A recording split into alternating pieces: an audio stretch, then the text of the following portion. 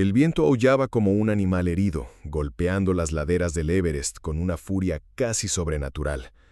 Era de madrugada, pero la oscuridad allí parecía más espesa, como si devorara cualquier destello de esperanza. El cielo, oculto por las nubes que danzaban violentamente al ritmo de la tormenta, parecía pesar sobre los hombros de Miguel. Se ajustó las gafas de nieve y clavó el piolet en la superficie dura, sintiendo la brutal resistencia bajo la hoja. Cada paso era una pequeña batalla. En la mochila, el retrato de su hija le recordaba por qué estaba allí. Lara, 5 años, ojos grandes como el cielo antes de una tormenta. Sonreía, ajena a la obsesión que lo devoraba por dentro. Miguel no quería solo escalar el Everest, necesitaba conquistarlo, como si al alcanzar la cima pudiera redimir todos los fracasos que lo perseguían desde la muerte de su esposa. La idea de la expedición había surgido meses antes, en una noche en la que la botella de whisky se vaciaba más rápido que sus lágrimas. En el fondo, sabía que no intentaba demostrarle nada a nadie, solo huir. Pero ahora, a los pies de la llamada zona de la muerte, el precio de esa huida parecía más alto de lo que imaginaba. El equipo contaba con 5 miembros. Además de Miguel, estaba el guía Sherpa, Dawa, experimentado y silencioso, casi una sombra siempre presente. Jonas, su mejor amigo desde la adolescencia, era el corazón del grupo, bromista, optimista, pero con un miedo silencioso en los ojos. Y la pareja noruega, Erik y Liv, alpinistas profesionales que respiraban montañas y no tenían paciencia para aficionados. La relación entre todos era funcional, aunque tensa. El Everest no era lugar para lazos débiles. Esa noche, acampados a 6.400 metros, el viento cortaba las tiendas como cuchillas invisibles. La comida enlatado no saciaba. El oxígeno parecía volverse más escaso con cada hora, y el sueño llegaba fragmentado por escalofríos y toses secas. Dawa, impasible, observaba el tiempo como si escuchara susurros que los demás no podían oír. «La tormenta se va a intensificar», dijo en voz baja. «Mañana, si queremos continuar, tenemos que salir antes del amanecer». «Eso es una locura», respondió Erik, frunciendo el ceño. «Vamos a perder visibilidad, y si alguien resbala...» Dawa no respondió. Solo miró hacia la cima invisible de la montaña, como si eso fuera suficiente respuesta. Miguel, por su parte, miraba a Jonas, que se abrochaba el cierre de su jaqueta con manos temblorosas. «¿Estás bien?», preguntó. Jonas dudó antes de responder. «Estoy tratando de mantener la mente ocupada. Esta altitud me está haciendo ver cosas. Te juro que vi a alguien caminando fuera de la tienda hace una hora, pero no había nadie. Solo yo y mi maldito cerebro queriendo sabotearme». Miguel asintió. Él también comenzaba a oír sonidos extraños, voces apagadas, risas infantiles e incluso el nombre de su esposa susurrado en el viento. La altitud lo distorsionaba todo: el tiempo, la percepción, la cordura. Al amanecer, partieron como zombies marchando hacia lo desconocido. La subida del campo 2 al campo 3 fue brutal. La escalada por la pared Lhotse los obligaba a colgarse de cuerdas fijas mientras el hielo crujía bajo sus pies como vidrio a punto de romperse. El oxígeno suplementario se volvía esencial, pero ya habían perdido 2 tanques en una caída accidental. La tensión crecía con cada metro conquistado. Fue Jonas quien resbaló primero. «¡Miguel!», gritó, su cuerpo deslizándose por la ladera antes de que la cuerda de seguridad lo frenara con un tirón seco. Miguel, tomado por un impulso casi irracional, soltó la mochila y descendió de lado por el hielo hasta alcanzar a su amigo. Sus guantes se desgarraron un poco al intentar agarrar la cuerda, pero no sintió dolor, solo pánico. «Te tengo, estás conmigo, ¿sí?», dijo, tirando de Jonas hacia arriba con esfuerzo. El viento rugía, cubriendo casi todos los sonidos. Jonas estaba en estado de shock. Respiraba con dificultad y sus ojos parecían no enfocar nada. Cuando finalmente lograron devolverlo al sendero, Liv se acercó, revisando los equipos con precisión casi mecánica. «Necesita descansar. Si continúa así, no pasa de mañana», dijo, sin rodeos. Esa noche, en el campo 3, el grupo se dividió. Eric y Liv durmieron aislados. Dagua meditaba bajo el cielo oscuro. Miguel no pegó los ojos, atento a la respiración irregular de Jonas. Tosía sangre. «Hay algo mal en mis pulmones», murmuró entre delirios. «Siento que me hundo por dentro». Miguel sintió un escalofrío que no tenía nada que ver con el frío del entorno. A la mañana siguiente, Jonas estaba inmóvil, sus ojos aún abiertos, fijos en el techo de la tienda. La piel azulada, los labios secos como papel.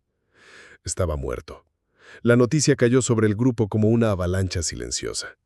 Miguel salió de la tienda sin decir una palabra. Caminó hasta un precipicio y gritó, pero el viento engulló su dolor como si no lo mereciera. Las lágrimas se congelaban al salir.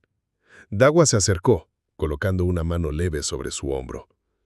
Él sabía los riesgos, todos lo sabemos, pero tú aún tienes elección.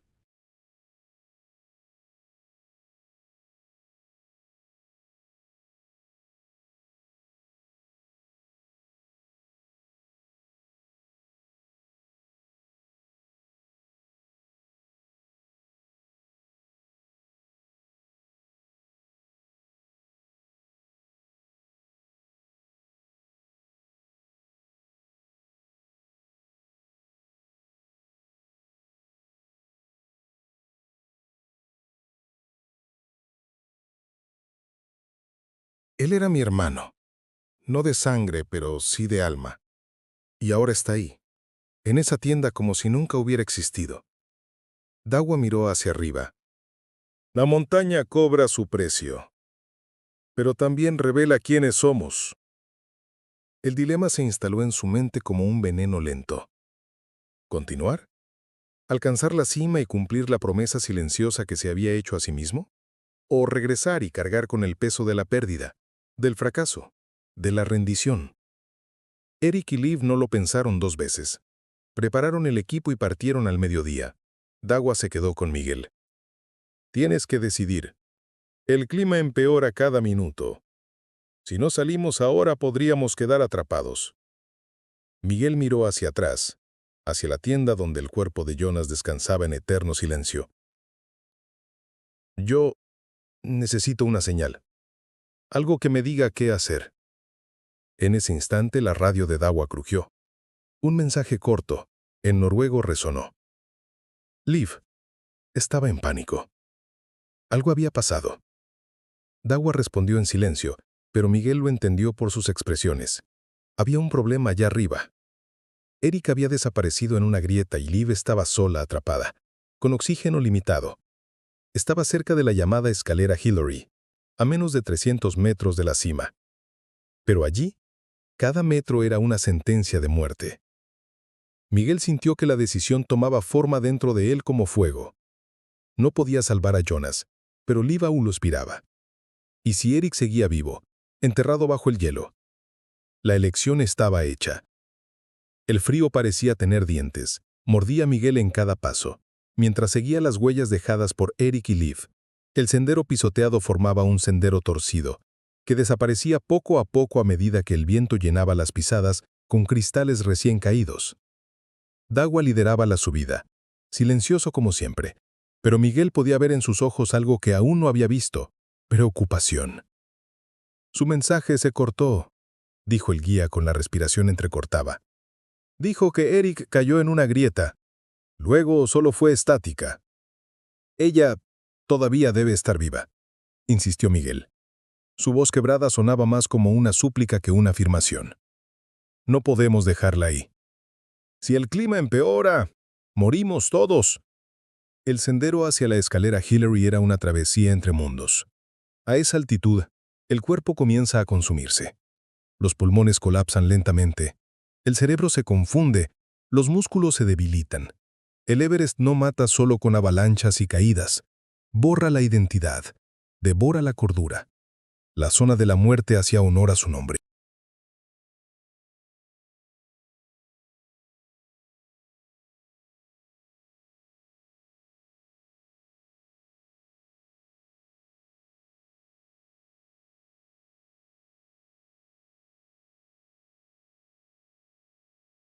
En el camino, cruzaron con dos cuerpos congelados, eternamente atrapados en la ladera.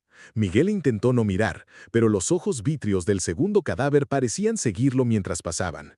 La ropa estaba rasgada a la altura del pecho, como si el alpinista hubiera intentado arrancarse la propia piel antes de morir. ¿Por qué no lo sacan de aquí?, preguntó Miguel, tragando saliva. Porque cargar a un muerto consume más oxígeno que salvar a un vivo, respondió Dagua con frialdad. El viento rugía como si la propia montaña intentara susurrar arrepentimientos a los que osaban tocarla. Cuando llegaron al borde de la grieta donde Liv había reportado el accidente, todo estaba en silencio. Ningún sonido, ninguna voz, solo un vacío gélido y el blanco interminable. «¡Liv!», gritó Miguel con la voz temblorosa. «¡Somos nosotros! ¿Estás ahí?». Nada. El silencio devolvió el llamado como un eco distorsionado, pero entonces un sonido débil, casi imperceptible, vino desde la grieta. ¿Un llanto? ¿Un quejido? Dagua inmediatamente ató una cuerda y se acercó al borde, acostándose casi por completo sobre el hielo. «Está viva», dijo con una urgencia contenida. «Está herida. La pierna parece rota. Será difícil sacarla». Sin dudar, Miguel se ató el arnés de escalada y se acercó. «Yo bajo. No tienes entrenamiento suficiente». Dagua le sujetó el brazo. «Si caes, nadie podrá traerte de vuelta». «Ya perdí a Jonas. No voy a perderla a ella también». El Sherpa guardó silencio por un segundo eterno. Luego asintió y reforzó el anclaje con otra estaca de hielo. Miguel respiró hondo y comenzó el descenso. La grieta era como un desgarro en el tejido de la realidad. Estrecha, húmeda, claustrofóbica. La luz del cielo allá arriba parecía irreal, un recordatorio de un mundo que ya no lo quería. Miguel descendía lentamente, sintiendo el peso de cada movimiento. Cuando sus pies finalmente tocaron el fondo, vio a Liv encogida, con el rostro pálido y cubierto de hielo. Uno de sus ojos estaba hinchado y la pierna izquierda doblada en un ángulo grotesco. «Miguel», susurró ella, reconociéndolo. «Eric». «Shh, calma, voy a sacarte de aquí». Ella agarró su mano con fuerza. «Él cayó. La cuerda se rompió. Yo intenté, pero él desapareció en la oscuridad». Miguel sintió el estómago revolverse. Otro más. Otro rostro que sería tragado por la montaña. Con cuidado, le colocó el arnés a Liv, intentando no mirar la herida expuesta. Dagua comenzó a tirar de la cuerda. Su cuerpo subía lentamente, centímetro a centímetro.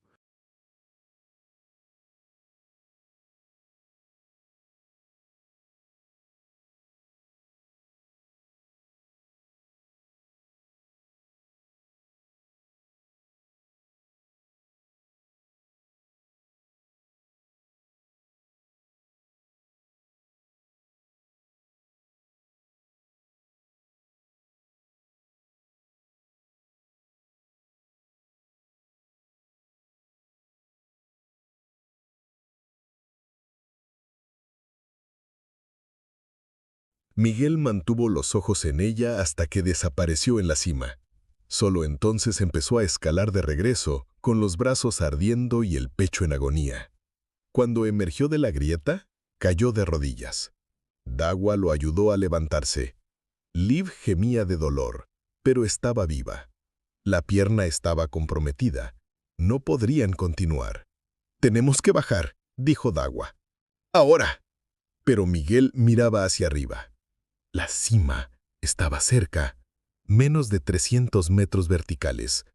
Parecía tan próxima, casi al alcance de la mano, como si el Everest se burlara de él. «Dame 1 hora», dijo Miguel. «Solo una. Vas a morir, tal vez, pero necesito verlo. Necesito terminar esto, por Jonas, por mí».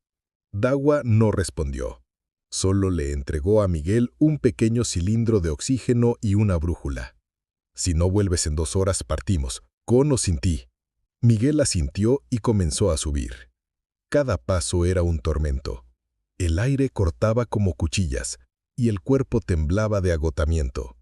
Pero algo lo empujaba, una desesperación silenciosa, casi suicida. Pasaba junto a formaciones de hielo que parecían rostros, sombras que parecían moverse en la neblina. Empezaba a dudar de su propia mente. Fue entonces cuando lo vio. Jonas estaba allí, recostado contra una roca, sonriendo. «Tardaste», dijo con voz serena. Miguel se detuvo. Las lágrimas corrían, pero no se congelaban. Se sentía cálido, como si el propio infierno hubiese subido para abrazarlo. «Estás muerto», murmuró. «Y tú estás delirando», respondió Jonas. «Pero eso nunca nos impidió hacer estupideces, ¿verdad?» Miguel cayó de rodillas sollozando. «Perdóname, debí haber vuelto contigo. Debí». Jonas se agachó frente a él. Sus ojos estaban vivos, cálidos. «Me diste todo lo que podías. Ahora es tu turno. Sube, Miguel, sube por mí». Y entonces desapareció. Cuando Miguel llegó a la cumbre, el mundo se abrió. El cielo era negro, el sol un punto distante, pero había una extraña paz. Estaba solo, completamente solo en el punto más alto de la tierra. Sacó la foto de su hija y la clavó en la nieve, junto con un pequeño trozo de la camisa de Jonas. «Llegué, hermano», pero no valió la pena. Se quedó allí por minutos que parecieron vidas, hasta que la alarma del oxígeno sonó. Era hora de bajar.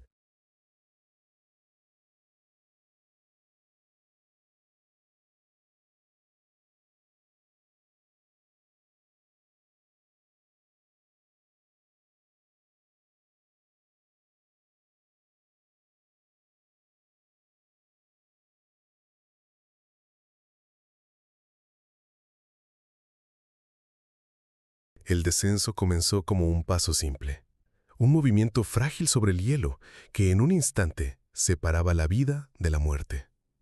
Miguel sentía su cuerpo vacilar bajo su propio peso, como si sus huesos estuvieran hechos de cristal agrietado. El aire enrarecido castigaba sus pulmones. Cada inspiración era un esfuerzo titánico. Pero había alcanzado la cima del mundo. Y ahora debía escapar de la sombra que ese logro arrojaba sobre él. La voz de Jonas aún resonaba en su mente. Aquella aparición en el hielo. ¿Real? ¿Alucinación?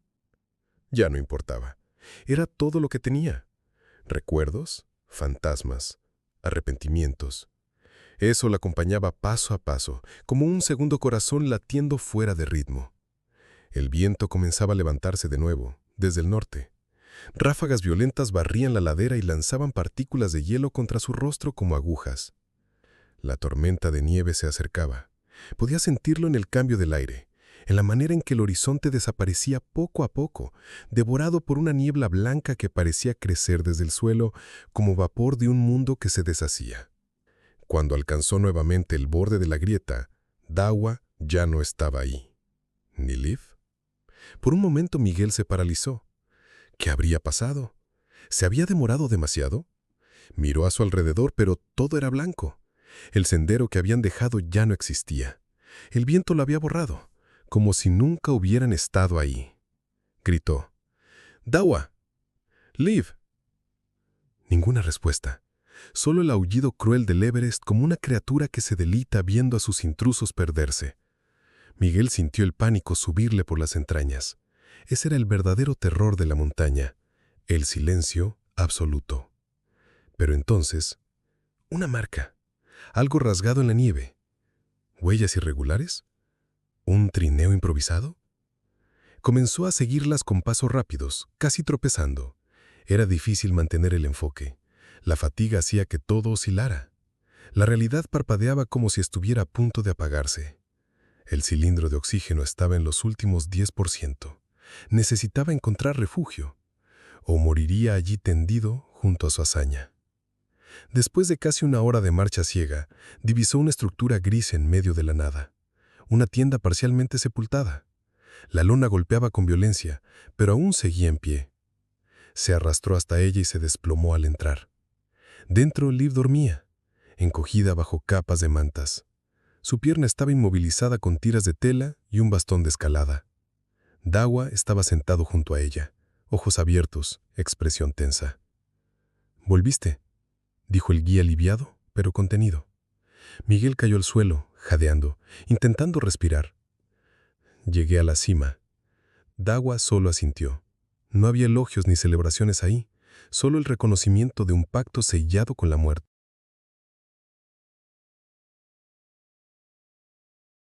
Liv está peor. Fiebre alta. Delira.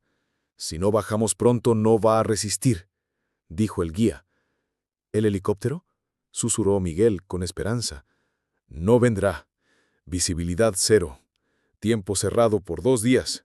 Tal vez más. Silencio. Los 3 estaban atrapados, aislados en el hielo, a merced de una tormenta que devoraba todo. Miguel se sentía pequeño, insignificante ante aquella fuerza brutal. La conquista de la cumbre parecía ahora un sueño lejano, irrelevante. Lo que importaba era sobrevivir. Y no estaban preparados para eso. Las horas siguientes se arrastraron como una tortura. El frío era constante, implacable. La tienda temblaba con la fuerza del viento y hubo momentos en que Miguel temió que se deshiciera y los dejara expuestos, sin comunicación, sin suministros extra, con poco oxígeno. La muerte los rondaba, paciente. En la madrugada, Liv comenzó a delirar. «Eric, está llamando. Hace frío afuera». Miguel le sostuvo la mano. Ella temblaba, febril, con ojos vidriosos que solo veían recuerdos. «No te vayas. Quédate conmigo». Su voz fallaba, tomada por el cansancio y la desesperación. Ella sonrió, débil. «¿Viste la cima, verdad? Entonces valió la pena. Todo vale la pena cuando se toca el cielo». Y volvió a desmayarse. Dawa ofreció el último comprimido de antibiótico. «Es todo lo que tenemos». Miguel lo miró fijamente. «¿Y si no sobrevive?». Dawa no respondió. Al día siguiente, decidieron intentar el descenso, aún con la tormenta aún en curso. Esperar más era firmar la sentencia de muerte. Dawa construyó una camilla improvisada con pedazos de la tienda vieja y partes de la mochila de Eric que habían recuperado. Amarraron a Liv, inconsciente, y comenzaron a arrastrar la montaña abajo. Miguel apenas sentía las piernas, sus dedos estaban entumecidos. Los pies le dolían como si le clavaran clavos en la carne. A cada instante sentía que colapsaría, pero continuada, porque lo contrario era dejarse caer y no levantarse nunca más. Pasaron horas. El camino era inestable. La visibilidad rozaba el cero. En cierto punto, Miguel cayó. Su pierna se hundió en un agujero oculto por la nieve. El dolor subió como un rayo.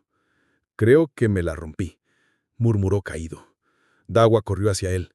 Revisó la pierna. «No está rota, pero está mal. Si te detienes, se congela».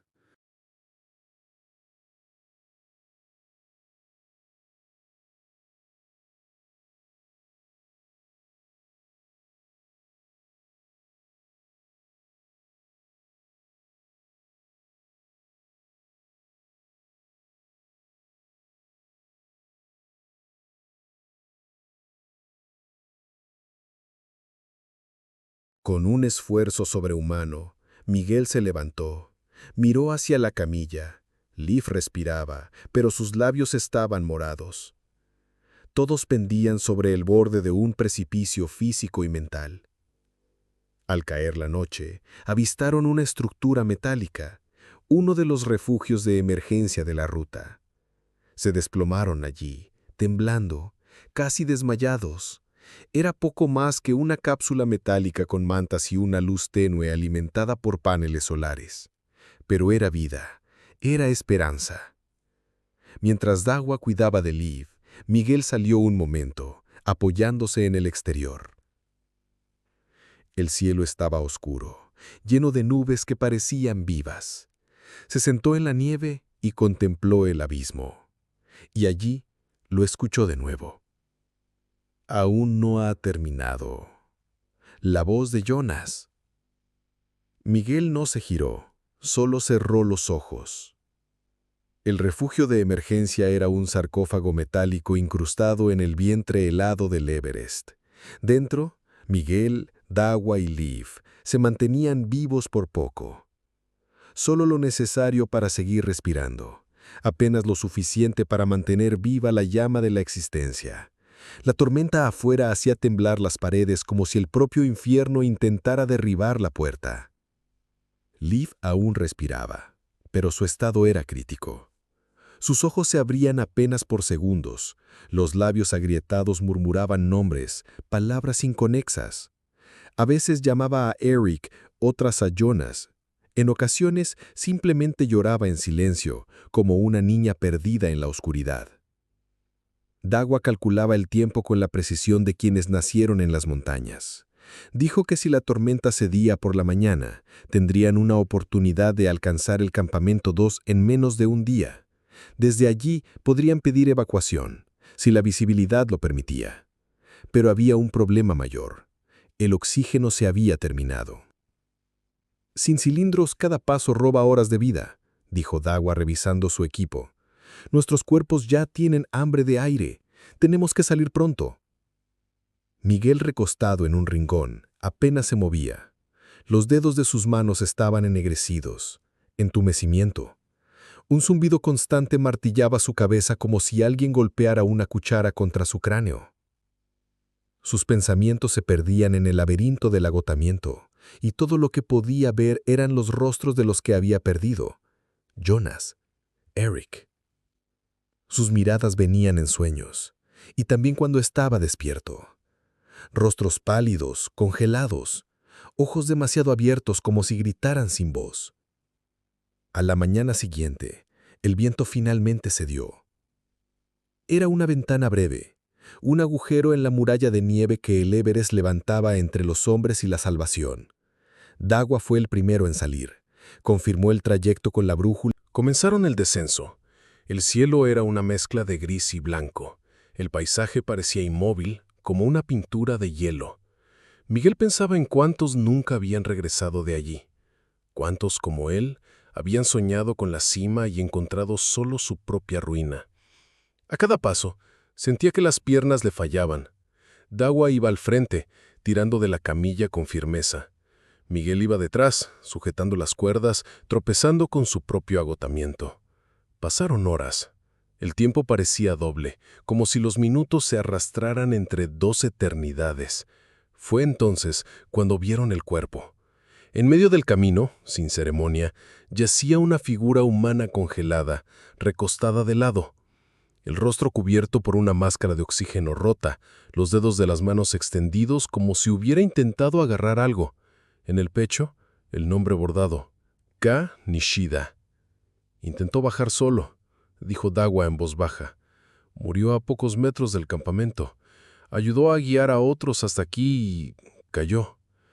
Miguel lo miró durante algunos segundos. El cuerpo parecía más una estatua que un hombre, un monumento al fracaso, al sacrificio. Sintió una extraña compasión por aquel desconocido. Estaban todos en el mismo barco, muertos tratando de volver a la vida. No somos mejores que él, susurró Miguel. Solo tuvimos más suerte. Siguieron adelante. Más adelante el clima comenzó a cerrarse de nuevo. La tormenta volvía antes de lo previsto. Ráfagas comenzaron a sacudir la ladera y la nieve se endureció, haciendo cada paso más peligroso. La camilla se deslizó. En un segundo de distracción, una de las cuerdas se soltó, y Liv resbaló cuesta abajo, girando sobre el hielo como una muñeca abandonada. Miguel gritó corriendo tras ella. Dagua también. Pero fue Miguel quien alcanzó la camilla primero. Se lanzó contra el hielo y agarró la asa con las manos desnudas. La camilla se detuvo a centímetros de un borde. Miguel temblaba, jadeaba, los pulmones ardiendo. Miró a Liv. Aún respiraba. «No, no vas a morir», le dijo, aún sabiendo que ella no lo escuchaba. Dagua llegó enseguida. Juntos arrastraron la camilla de vuelta a una zona segura. Pero algo estaba mal. Miguel sintió cómo el calor abandonaba sus manos. Instintivamente, se quitó los guantes.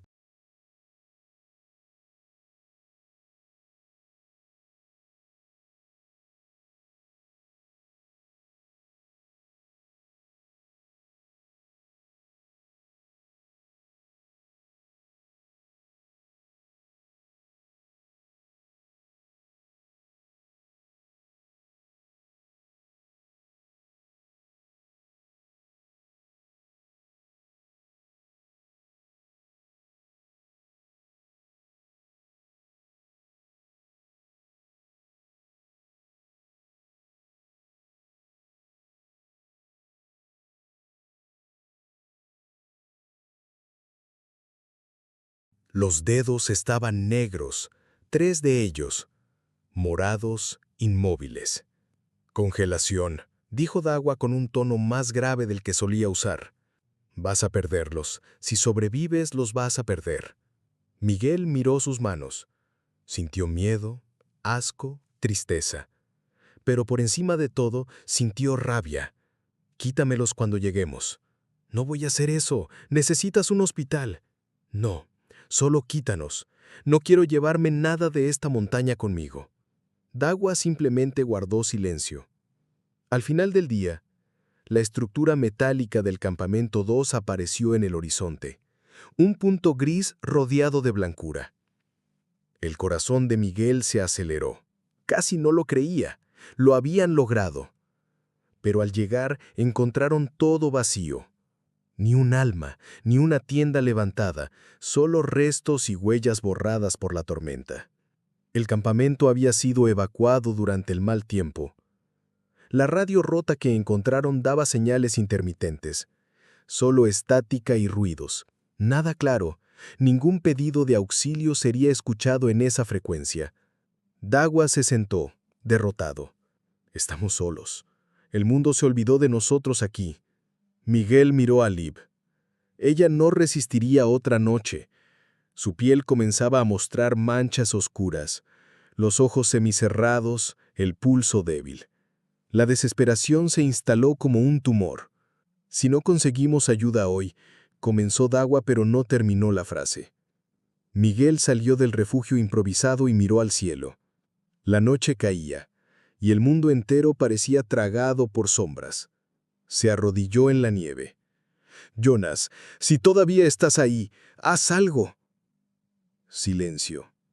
Y entonces, en el horizonte, un sonido, débil pero real, como el rugido lejano de un motor. Dawa corrió afuera, con los ojos abiertos de par en par. Un helicóptero. Miguel no lo creía. El sonido crecía, un milagro de acero cortando la niebla. Agitaron pedazos de tela, encendieron bengalas improvisadas, gritaban como locos. El helicóptero se cernió sobre ellos. Un piloto apareció en la escotilla, haciendo señales.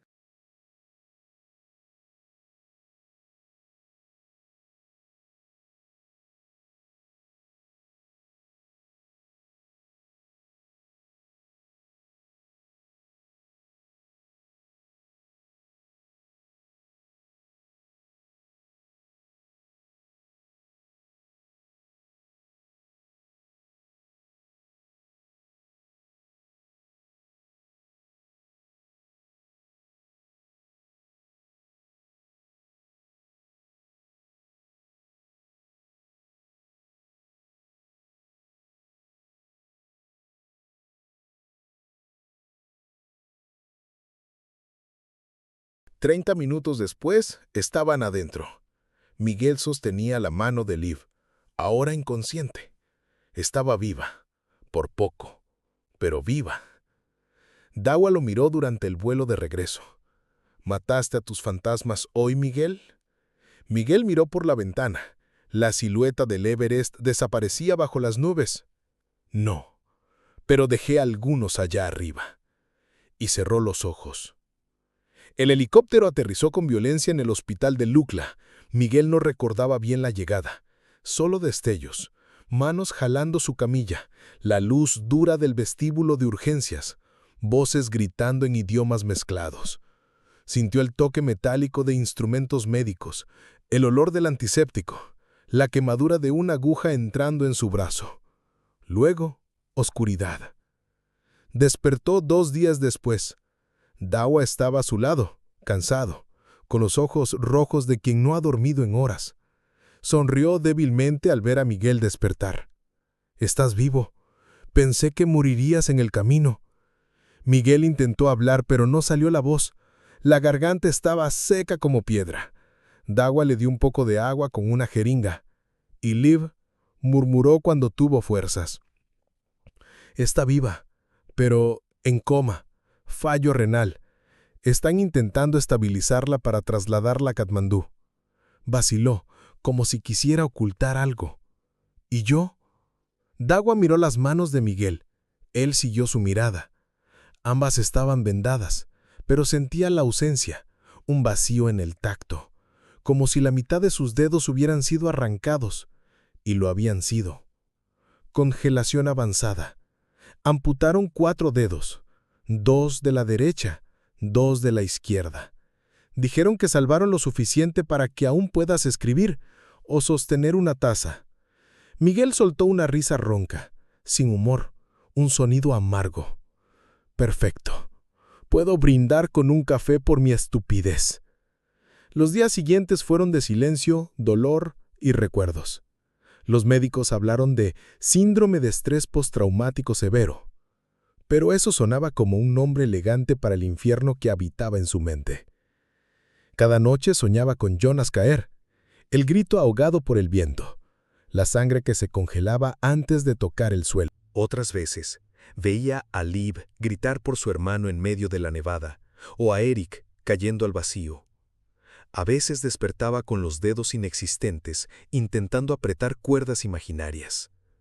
Y los ojos, siempre los ojos de los muertos, fijos, silenciosos, eternos. La transferencia a Katmandú llegó una semana después. Liv seguía en coma. Dawa regresaría a la aldea de su familia en el valle.